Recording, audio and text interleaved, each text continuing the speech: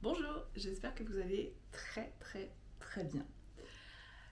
Aujourd'hui, je voudrais qu'on parle d'un sujet un peu particulier qui est la manière dont on peut tirer parti d'une situation qui nous paraît très difficile sur l'instant. Est-ce qu'il vous est déjà arrivé de vous retrouver dans une situation où vous êtes vraiment mal, peut-être très en colère contre quelqu'un, et où pour vous en fait vous voyez pas d'issue à ce truc-là, même si vous vous dites peut-être que chaque chose a une raison d'être, c'est mon cas, sur le moment vous êtes tellement mal que vous voyez pas la raison d'être en question. Et ben, je vais vous partager quelque chose que j'ai vécu et qui m'a aidé. Il y a de cela maintenant une vingtaine d'années, euh, on était dans une situation assez difficile dans ma famille puisque l'un de nous était en dépression grave, avait dû être hospitalisé. C'était compliqué pour les autres, d'autant plus que il y a des problèmes effectivement de dépression qui ne touchent pas qu'une personne dans la famille, mais plusieurs, dont moi. Et d'autres personnes dans la famille qui ont des problèmes type TOC, donc trouble obsessionnel compulsif. Donc vous imaginez le contexte que ça génère. Donc imaginez quand une personne de votre famille à qui vous tenez énormément se retrouve hospitalisée pour une dépression, donc dans un état quand même assez grave. euh, vous, vous allez vous solidariser avec d'autres personnes, d'accord. Donc nous on s'est solidarisé avec les autres personnes de ma famille euh, pour pouvoir surmonter cette situation ensemble et tenir le coup. Parce que c'est effectivement très compliqué émotionnellement à vivre. Malgré tout ça, la vie elle continue à côté et les autres, d'accord, ne vivent pas ce que vous vivez et eux continuent de vivre leur petite vie et peuvent vous blesser sans réellement comprendre l'impact que leurs mots peuvent avoir sur vous. Comme je vous l'ai dit, donc moi je suis dans une famille qui est très unie. Quand l'un de nous ne va pas bien, les autres se solidarisent pour être au plus près et aider celui qui ne va pas bien. Donc il y a une vingtaine d'années, on était en vacances et un ami de mon mari a trouvé très drôle de faire une blague à ma sœur. Bien évidemment, donc c'est ma petite sœur. Moi, étant dans un instinct assez protecteur, euh, avec ma famille, j'ai pris sa défense.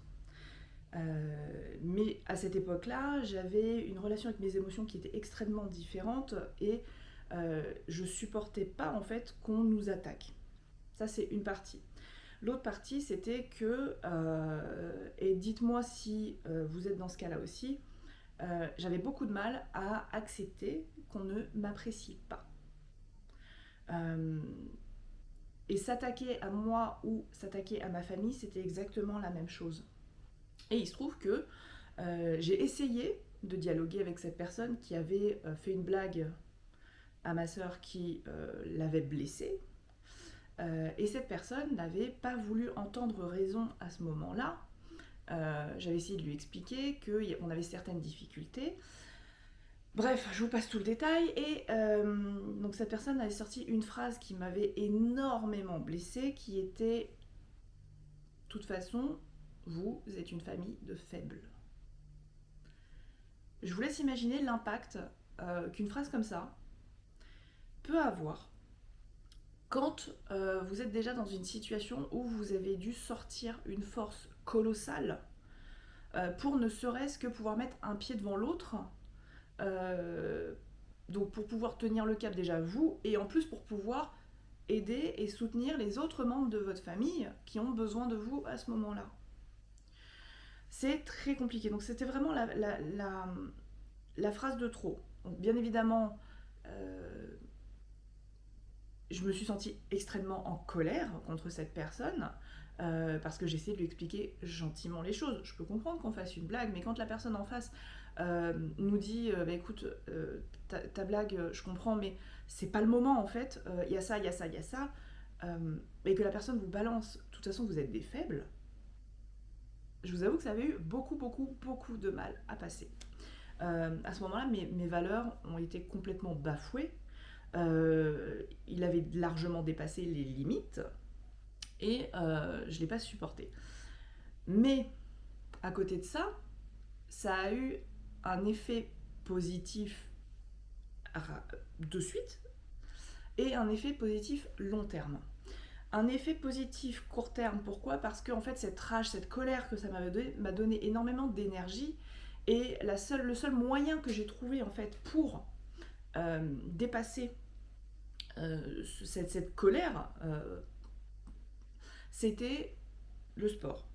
Et le sport, quand je dis du sport, c'est-à-dire que j'étais inscrite à la salle de sport, je faisais un jour salle de sport, un jour piscine, un jour salle de sport, un jour piscine, un jour salle de sport, un jour piscine, et ça 6 jours sur 7. Bref, ça m'a fichu dans une forme olympique à l'époque, physiquement parlant, j'entends.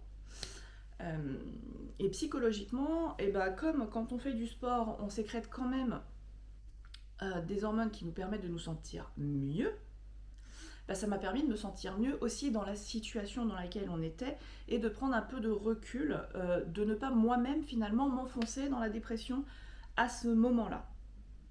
Ce qui était hyper important parce que je sais que sinon ça aurait été la dégringolade et vaut mieux quand malheureusement ça arrive qu'il n'y ait qu'une personne qui soit mal plutôt que deux. Donc la seule chose que j'ai trouvée à ce moment-là, effectivement, ça a été de couper la relation avec l'ami à ce moment-là. Donc mon mari a continué à faire des sorties, à voir ses copains normalement. Moi, j'ai coupé court, je ne voulais plus voir cette personne. Ça a duré très longtemps. Je ne sais pas combien d'années plus tard,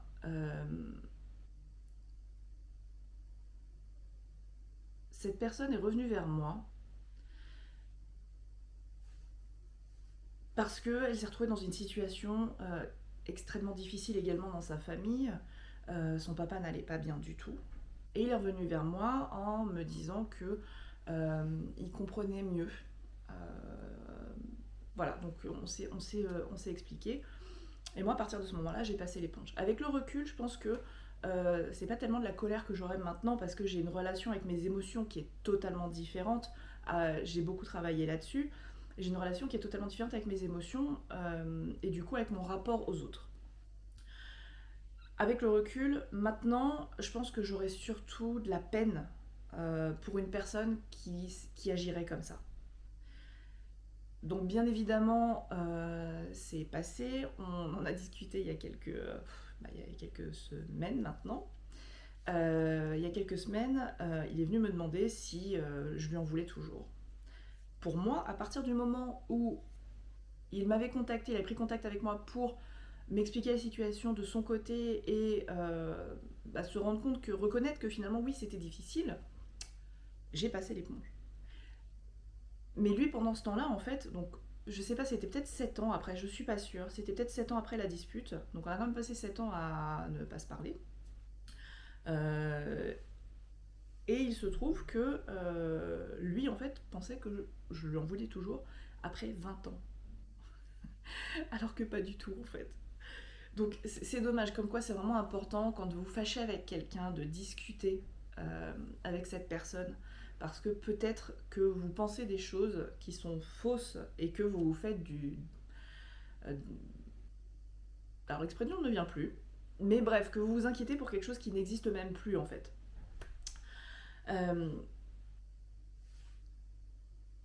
Donc voilà, donc effectivement cette colère que je me suis infligée finalement, c'est une souffrance que je me suis donnée alors même que ce n'était pas ma faute. Donc je me suis punie pour une faute qui n'était pas la mienne. Voilà. Donc si j'ai une leçon effectivement à tirer de ça, c'est que on ne peut pas être aimé de tous et 20 ans plus tard, je me rends compte que cette expérience-là, et je l'en remercie énormément, parce que cette expérience-là qui a été douloureuse à ce moment-là a eu ce cadeau pour moi d'évoluer et de me permettre de me dire que ok, on peut pas être aimé de tous et c'est totalement normal en fait. C'est comme ça. Du moment que déjà on apprend à s'aimer soi-même. Voilà. Je pense que quand il a dit ça, ça a dû faire résonner quelque chose en moi. J'ai pas creusé le sujet, il faudrait peut-être. Ça a fait résonner quelque chose en moi très certainement qui a généré cette réaction un peu vive de ma part. Donc cette colère, en fait, je dis qu'elle est pas de ma faute, mais je suis obligée d'en prendre quand même une part de responsabilité parce que si j'avais fait ce travail déjà auparavant sur moi, j'aurais été capable de gérer les choses différemment. Donc, si je suis quand même en partie responsable de la réaction que j'ai eue. Alors, je suis pas responsable de ce qu'il a fait, mais je suis responsable de la façon dont j'ai réagi. D'accord? Donc aujourd'hui, l'avantage c'est que, eh bien, même si je me dispute avec quelqu'un, je vais donner moins d'importance aux choses. Euh, et surtout, je comprends que ma responsabilité à moi, elle est dans ma réaction. Elle n'est pas dans ce que l'autre va faire. D'accord? Donc pensez bien à ça quand vous êtes en colère contre quelqu'un. Euh, vous pouvez être en colère contre quelqu'un pour ce qu'il a fait. Alors, selon les circonstances, bien évidemment, il y a des circonstances où c'est plus difficile que d'autres. Là, je suis en train de faire une généralité. Maintenant, il y a des spécificités, bien évidemment, à étudier au cas par cas. Mais la plupart du temps, on se met en colère pour des broutilles. Si vous regardez bien, regardez le nombre de fois où vous vous mettez en colère ou vous éprouvez une montée de colère d'un seul coup. Vous allez voir que c'est pour des bêtises en fait. D'accord? Donc la première chose à faire dans ces cas-là, déjà, c'est reconnaître, ne pas nier que vous êtes en colère. Reconnaître l'émotion dans laquelle vous êtes. D'accord? C'est super important. Et reconnaître aussi votre responsabilité dans cette réaction-là, dans cette émotion-là que vous venez de vivre. D'accord? Une émotion, c'est quelque chose qui est très très rapide. D'accord? C'est quelque chose qui va durer quelques secondes. Ok? Et il y a toujours une raison derrière qui fait que vous réagissez de telle manière. Donc c'est important aussi que vous sachiez comment vous fonctionnez et que vous appreniez à vous connaître pour savoir pourquoi vous avez cette réaction-là dans cette situation donnée. Et donc une fois que vous avez exprimé ça, que vous avez intégré ça, que vous avez compris ça, n'hésitez pas aussi à dire à la personne ce que vous ressentez. Ne prenez jamais de décision ou ne répondez jamais sur le coup de la colère. D'accord? Commencez d'abord, si vous avez la personne en face de vous, par lui dire que vous êtes blessé par la situation. D'accord? Si la personne continue dans son délire, comme moi ça a été le cas avec cette amie, laissez-la. Et partez en fait.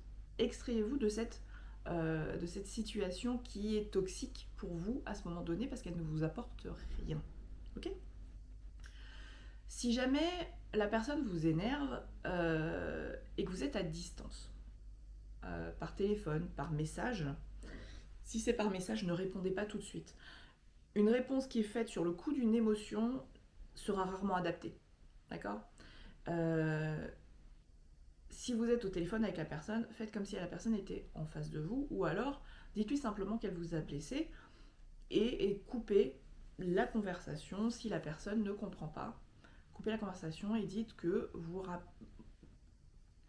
continuerez cette discussion, soit quand vous vous voyez, soit quand vous vous rappelez, selon le contexte. Bref, vous êtes... Parfois on ne comprend pas trop les émotions, on ne comprend pas trop ce qui nous arrive, mais ça se travaille. Ça se travaille et en fonction de chaque émotion qu'on va avoir, si on ne se connaît pas derrière, on aura du mal à les comprendre. Si on a du mal à les comprendre, à ce moment-là, on aura du mal à savoir quelles actions on doit faire derrière pour pouvoir apaiser ces émotions qui ne nous sont pas agréables. D'accord? Je ne parle pas d'une émotion de joie, d'euphorie, etc. Je parle vraiment d'une émotion désagréable, que ce soit de la peur, que ce soit de la colère, de la tristesse. D'accord? Pour comprendre nos émotions, il faut apprendre à se connaître avant tout. Donc la question que vous pouvez vous poser dès maintenant, c'est: est-ce que vous vous connaissez suffisamment bien si si vous sentez que vous êtes régulièrement happé par vos émotions. Je vous laisse réfléchir à cette question. N'hésitez pas à me dire les réflexions que ça vous apporte dans les commentaires ou envoyez-moi un message, ça me fera plaisir de discuter avec vous. Et puis je vous retrouve très très bientôt pour une prochaine vidéo. Ciao!